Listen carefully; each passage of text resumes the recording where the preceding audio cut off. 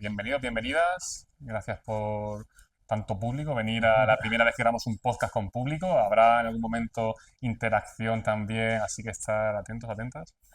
Este podcast de Miradas Disruptivas. Como sabéis, hoy toca un episodio sobre innovación, ecosistema de innovación, en concreto en Madrid, y suerte la nuestra, que contamos con una representación, ¿no? ¿Quién si no? Que Ángel Niño, concejal de Innovación y Emprendimiento, ¿verdad?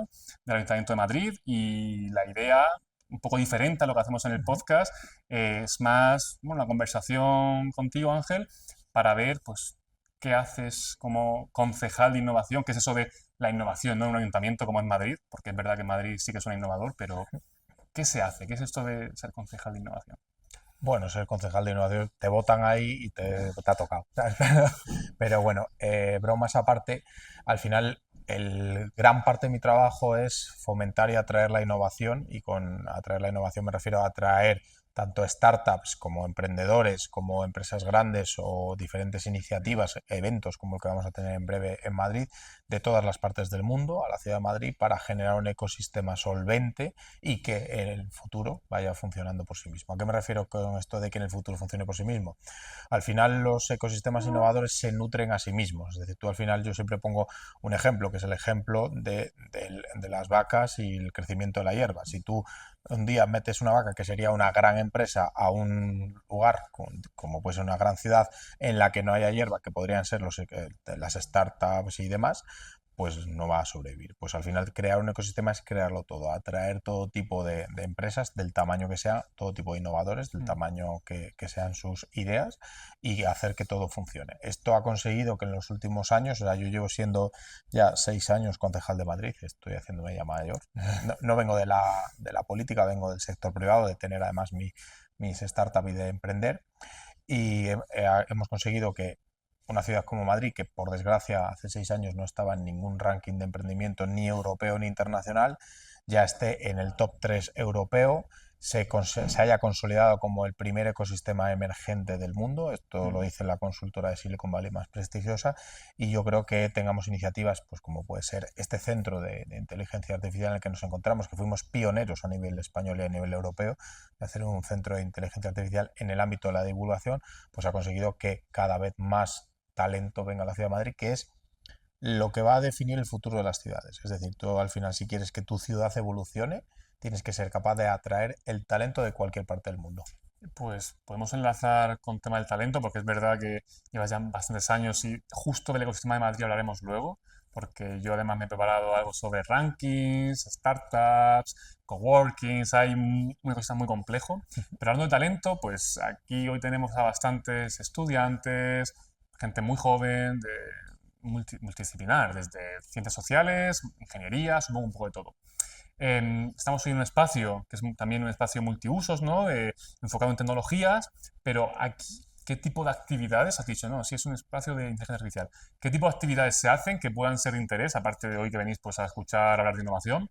¿Qué otras cosas pueden venir a hacer aquí? Mira, cuando decidimos abrir el Centro de Inteligencia Artificial, pensamos en varias estrategias. Es decir, nosotros al final tenemos 13 centros de innovación por todo Madrid, Sí. algunos más enfocados en el emprendimiento más al uso, otros más enfocados en aceleración de startups, otros en gaming, como puede ser Madrid in Game.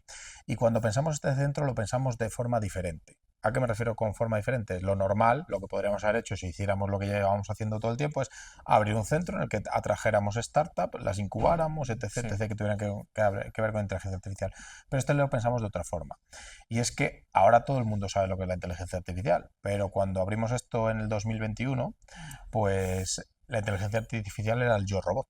Y no es broma. Es decir, cuando inauguramos este centro, el ejemplo que puse de inteligencia artificial, porque nadie sabía lo que era ChatGPT, estaba Claro. todavía en su versión, creo, 1.8 o algo así, o 2, fue ese. O sea, y la gente entendió perfectamente que eso era inteligencia artificial. Si ahora volviéramos a inaugurarlo, pues todos hablaríamos de ChatGPT y todas estas cosas. Digo esa, pero como puedo decir cualquier otra, ¿vale? Entonces, la idea era, el futuro de la humanidad va a estar muy predefinido y me refiero a muy predefinido, es muy orientado por lo que la inteligencia artificial vaya a hacer por nosotros a mediano y corto plazo. Y de hecho, si quieres hablar de esto, también es un tema que me resulta bastante entretenido. Pero hay una realidad evidente que no se puede obviar, que es que existe una brecha digital muy grande. Es decir, hay muchas personas que tenemos un conocimiento, y digo tenemos porque soy ingeniero, luego el tema de la IA lo Ayuda, sí. controlo bastante bien.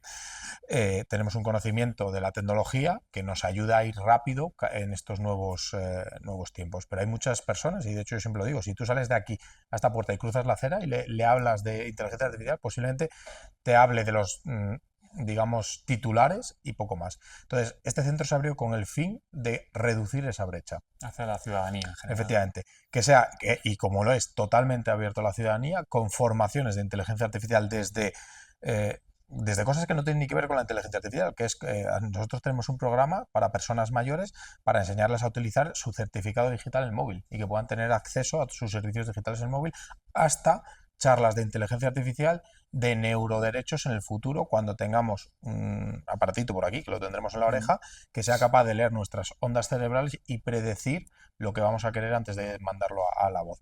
Pero claro, eso va a tener muchos problemas en el ámbito de la privacidad, etc. etc. Pues por aquí se ha hecho unas jornadas de esto, de neuroderechos en el futuro. Con lo cual, la idea es, por un lado, reducir la brecha digital, que creo que es uno de los grandes retos de cualquier administración, y por otro lado, que el futuro iba a decir se cree aquí, no se cree, pero sí se hable acerca del futuro y de Se cómo influya toda también. esta tecnología, como toda esta inteligencia artificial va a cambiar nuestra forma de concebir no solo el trabajo, que ya lo está cambiando, sino también el ocio o nuestra forma de interactuar con las personas.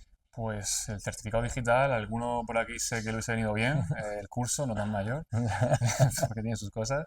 Y venga, vamos a enlazar, por ejemplo, el tema de la IA cómo va en el futuro, va a cambiar muchas cosas. Nosotros, por ejemplo, en nuestra startup lo que queremos trabajar es el tema de soft skills.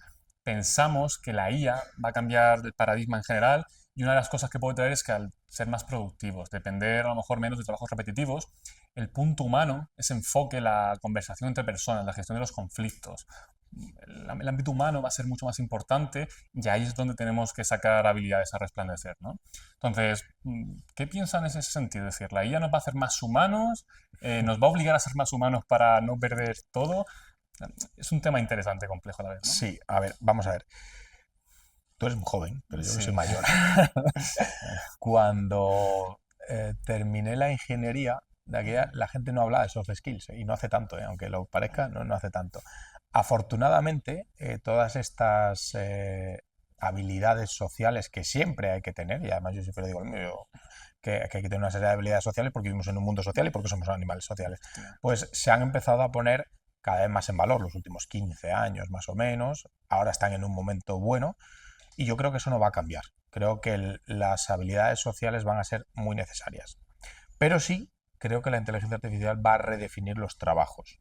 ¿A qué me refiero con esto? Y además esto es un ejemplo que pongo, rollo premorizón. O sea, Vale, vamos a ver. eh, o sea, yo la primera persona que llevó a un programa de televisión una inteligencia artificial fui yo, ChatGPT, cuando salía más en la tele, ahora no tengo tanto tiempo, y dije que esta herramienta, esa herramienta que te hablo del ChatGPT 2.5, iba a ser utilizada por todas las personas en su trabajo. Bueno, los que estaban en la mesa dijeron, no tienes ni idea, lo de siempre, ¿vale? Y ahora te digo, además te lo digo a ti, en 5 años aproximadamente, todos tendremos un robotito de 1 metro, metro y medio, ya depende de lo alto que seas, porque no sea más alto que tú, que será como nuestro asistente personal real. Y eso lo vamos a tener, va a estar nutrido con inteligencia artificial, o sea, con tus Sí, datos, y no va a ser hipercaro. Es decir, la gente habla de que Elon Musk lo va a sacar $30.000, olvídate, va a estar en un precio bastante más razonable. Y eso va a redefinir tu forma también de interactuar, tanto en tu trabajo como en tu vida personal y de ocio. Entonces, eso es un gran cambio que vamos a tener que entender. Es decir, cuando tú vengas a una entrevista de estas, vas a tener un robot aquí que te va a decir todo. O sea, que la pregunta de por dónde pasa el Tajo, y digo sí, es el Tajo como un español, sí. te la va a responder el robot. Lo que va a marcar la diferencia de lo que te responda un robot, que va a ser responder a todos igual, es cómo tú seas capaz de transmitirlo. Es decir, cómo tú hables, pues, por ejemplo, del nivel de los ríos. Te pongo el ejemplo de los ríos porque en mi época se estudiaba en el colegio, ahora no sé si se estudia, pero, pero te pongo ese ejemplo. Es decir, al final el conocimiento lo vas a tener muy Sí, accesible. O sea, además muy accesible y de manera muy rápida. Por tanto, las habilidades sociales son las que definirán, pues oye, tu trabajo, porque evidentemente todos seguiremos trabajando. Yo no soy de los que cree que va a destruir trabajos, creo que simplemente los va a modificar, como los está modificando ahora mismo. Y de hecho hay ejemplos reales de empresas que han sustituido a trabajadores por inteligencias artificiales que les ha ido mal. Y les ha ido mal porque evidentemente el ser humano es un animal social y es un animal creativo que es necesario. Con lo cual, ese va a ser uno de los grandes cambios que va a traer la inteligencia artificial, que yo siempre digo es la inteligencia artificial con la robótica. Luego podemos hablar de muchos más que porque los habrá, pero ese yo creo que va a ser uno de los grandes disruptores, como lo ha sido ChatGPT. O sea, si quieres podemos hablar, soy yo ingeniero, es el lenguaje de modelo natural que al sí. final lo que ha hecho es hacer creer a la gente que tiene otra persona al otro lado de la pantalla cuando realmente no lo es. Tiene mucho sentido, o sea, lo comentas, ¿no? El hecho de que sea más democratizar o hacer Sin duda. accesible el robot que ahora dicen X miles y luego al final vas a bajar como todo, ¿no? Como un Sí, sí. smartphone, o el propio ChatGPT, ¿no? Esos modelos de lenguaje que llevan existiendo años, solo que por X o Y, capacidad de computación, si transformes o lo que queramos decir, ¿no? Que la tecnología cambia y de un día para otro pasa de valer 1000 el token a valer 0,001 y cuando haces ese clip y todo el mundo puede acceder, de repente la IA, pues es obvio que ya está en casi todo el mundo. El otro día a mi madre le instalé el Gemini, dije, ya no puedes estar por Google buscando y haciendo cosas raras. Y, o sea, no sé la imagen cómo la imagináis, es decir, tener aquí un robot para decir, venga, ve pensándome, ve buscándome, tráeme. O sea, es muy interesante y 5 años, pues si eso en 5 años ocurre, Sí, sí. será Es, muy es divertido, muy, muy chulo. posible. Pero es muy posible. Uno, el tema software, ya, o sea, realmente tú puedes poner Sí, el un software software. bastante fácil. Y el tema difícil de la robótica, que además es un tema que llevo tiempo ya con él, Ujú. era que es muy difícil replicar nuestros movimientos de extremidades inferiores. Los de superiores es bastante Mm, más fácil. Pero con los aprendizajes que están realizando ahora a través de inteligencia artificial va a ser un momento rápido. claro. O sea, ya hay robots, o sea, yo ya he visto Mm. robots que funcionan, lo que pasa es que el entrenamiento es muy difícil. De hecho, yo siempre lo digo, a mí me gustaría que me dejaran entrenar a uno porque no iba a recoger la mesa, la iba a recoger el robot, o Claro. sea, iba aprendiendo y tal. Entonces, eso lo vamos a ver y eso sí que va a ser bastante disruptivo. Vamos a ver muchas más cosas, es decir, al final ya hemos visto, y sobre todo en modelos multivariables que los han reducido a muy pocas variables, Mm. hemos visto cómo la capacidad de computación también va a cambiar, es decir, el gran ChatGPT ha hecho muchas cosas bien. Democratizar la inteligencia artificial me parece la más acertada, con un precio razonable, ha hecho que el resto vayan detrás, pero para llegar a ese punto ha habido que hacer muchas cosas antes. Es decir, los grandes centros de procesamiento de datos hasta hace 5 años no eran tan comunes. Es decir, oye, ¿existían? Sí, pero Mm. que la gente prefiriera utilizar todo en la nube. Yo recuerdo cuando instalé mi primer ERP en una empresa, que te hablo de hace muchos años ya, todo el mundo, todas las empresas querían tener su CPD, o sea, su, Sí, su sí, sí, sí, sí. mega servidor En el allí. sótano. Ahora ya nadie lo quiere, entonces esos son grandes cambios que han hecho que la inteligencia artificial se nutra mucho más rápidamente y evidentemente se convierta más barata. Pero te digo una cosa, no va a existir una tecnología que triunfe que no sea democratizada. Es decir, una todos hemos visto muchas tecnologías, las gafas de Mm. realidad virtual son un ejemplo de ellos, y cuando se lanzó, cuando llegó el boom este del metaverso, era porque las gafas fueron asequibles, que valían como 500 pavos o algo Sí. así. Es decir, tú no puedes sacar una tecnología que no sea democratizada porque no se va a usar. Y al final lo importante de toda la tecnología es que se utilice, porque que la utilicen tres personas muy millonarias no va a servir para absolutamente nada. Es decir, cuando hablan de los algoritmos que estos los programé yo en el año 2010, creo, más o menos, algoritmos a ver si me acuerdo, es que hace años ya, Bueno, ya, ¿no? Yo si algoritmos pienso en la carrera. para invertir en bolsa en tiempo real con rendimientos positivos. Esto suena muy bonito, pero Mm. básicamente era que tú le pasabas a un algoritmo tus ideas a la hora de invertir y él lo hacía de manera automática. Hablaban hace 8 meses o por ahí que Mm. la inteligencia artificial iba a ser capaz de diseñar algoritmos que fueran perfectos y que no dieran pérdidas en ningún caso. Y que eso lo iban a tener los grandes fondos de inversión. ¿Sabes en qué quedó eso? En nada. porque al final la democratización de la Sí, tecnología es lo que la no, vuelve perfecta o, sí. digamos, una herramienta semi-perfecta. De hecho, creo que era el CEO, ¿no?, de OpenAI, que dijo hace no mucho que si dentro de aquí a 5 años ya el 99% del código iba a ser realizado con un ChatGPT o similar, ¿no?, con un LLM, porque es a lo que tiende. Y si todo el mundo es capaz de programar y al final solo tienes que darle tú el punto crítico, estratégico, eso es lo que hace fuerte, ¿no?, que todo el mundo pueda acceder. Correcto. Pero eso Em, tiene truco, ¿eh? Eso tiene truco. que una, Cuidado. una vez que ya todo el mundo sea dependiente, veremos el modelo de negocio, ¿no? Efectivamente. Eso es. Tienes No, y que razón. al final el lenguaje de programación no deja de ser un lenguaje. Mm, Entonces tú cuando, o sea, yo que programo muchas veces, tú cuando programas aprendes a programar y todo estupendo, pero al final te van cambiando el lenguaje de programación porque se ha quedado obsoleto, sí, los desarrolladores utilizan otro tipo de técnicas que lo hacen más eficientes, o sea, el tema de la eficiencia va a ser clave, la claro. utilización de energía va a ser Sí, sí, clave, sí, con sí. lo cual, ¿todo el mundo va a poder hacer una app? Sí, Pero pero claro, depende de la app. eso nos pasa. Yo cuando digo en clase, a veces digo, vamos a hacer una app en media hora. La app existe, luego que eso realmente se puede usar, ojo, cuidado. Eso es, eso Nosotros es. en realidad virtual nos han hecho muchas propuestas de con IA hacer un entorno 3D tal.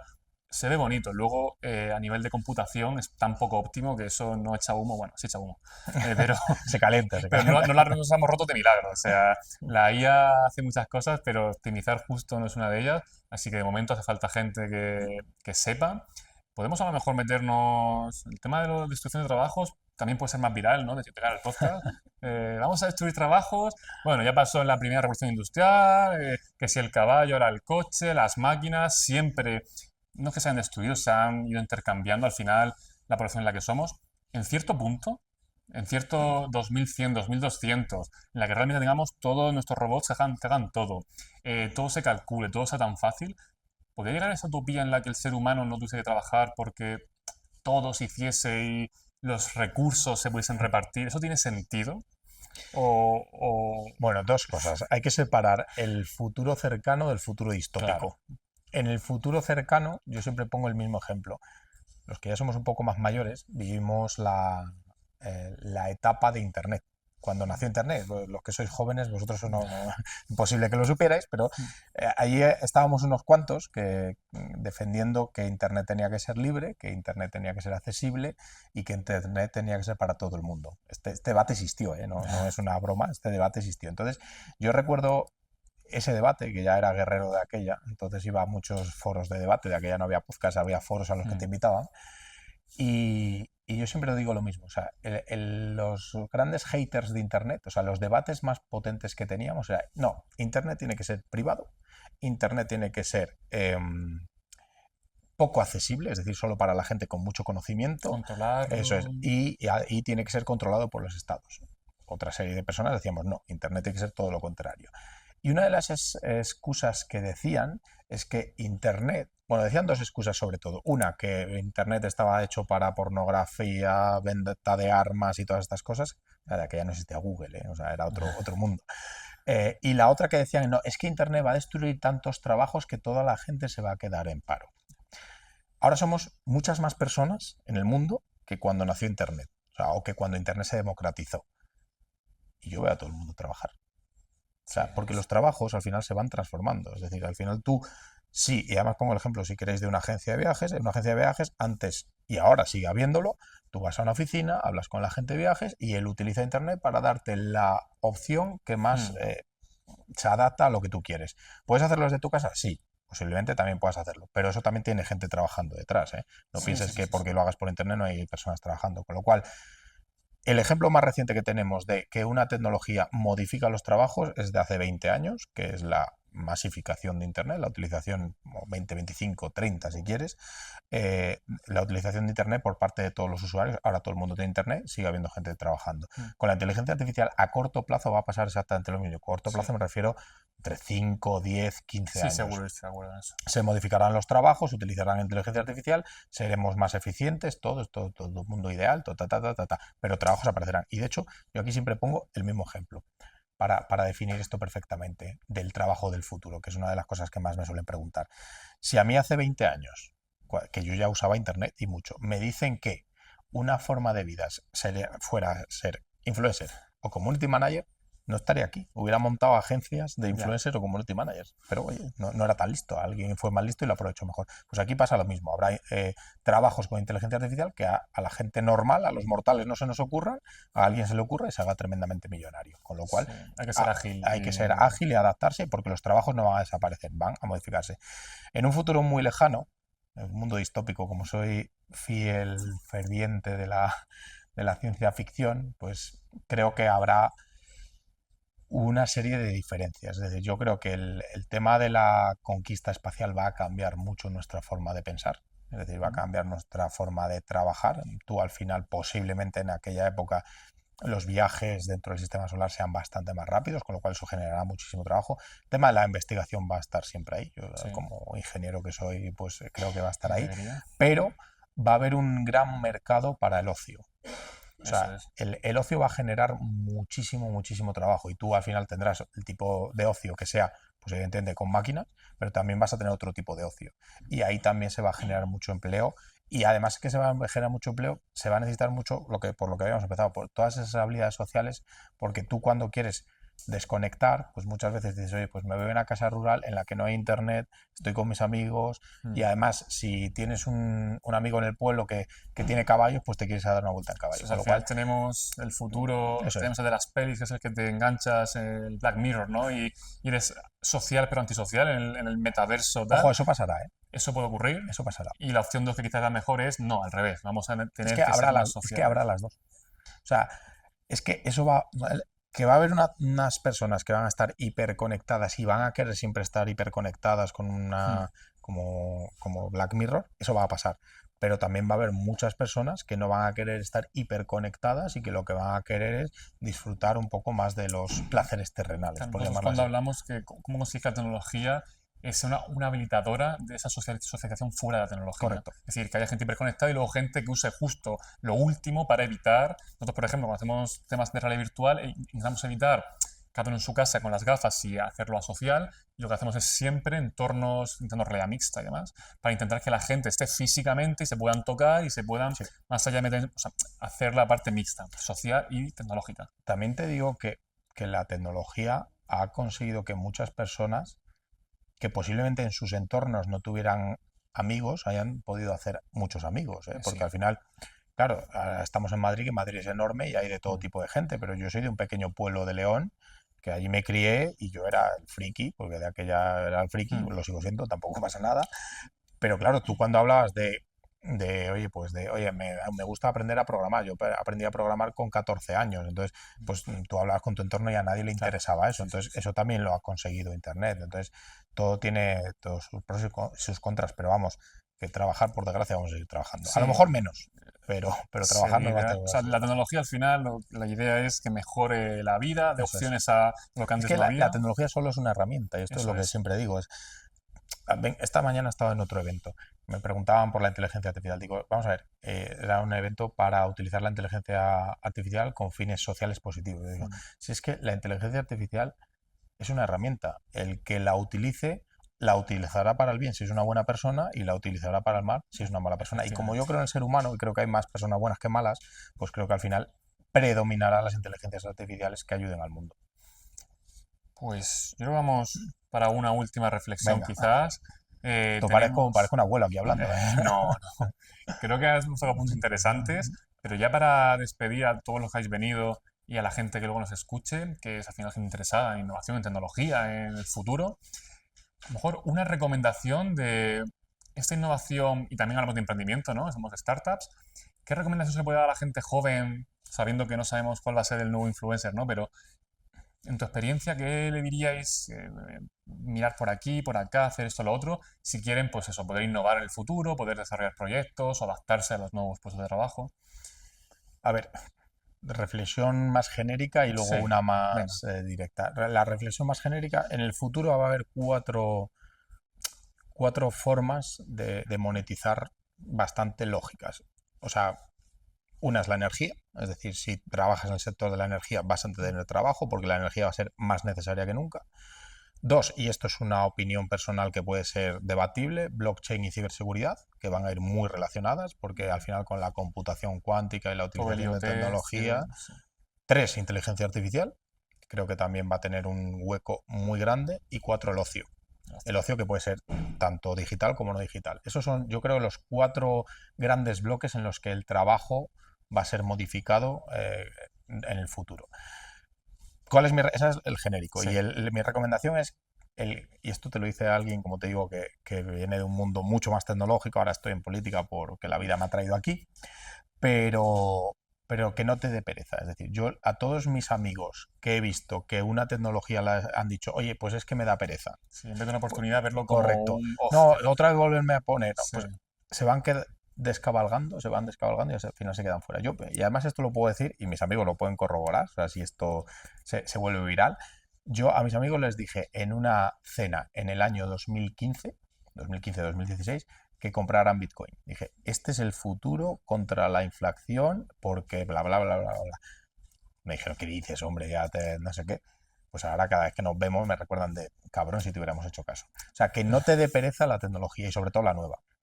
adaptarse al cambio suele ser una ventaja competitiva Sí, y aquí estamos un poco para eso. Pues muchas gracias, Ángel, ha sido un placer muchísimas gracias. y nos despedimos de esta primera parte del podcast y luego seguimos con la siguiente.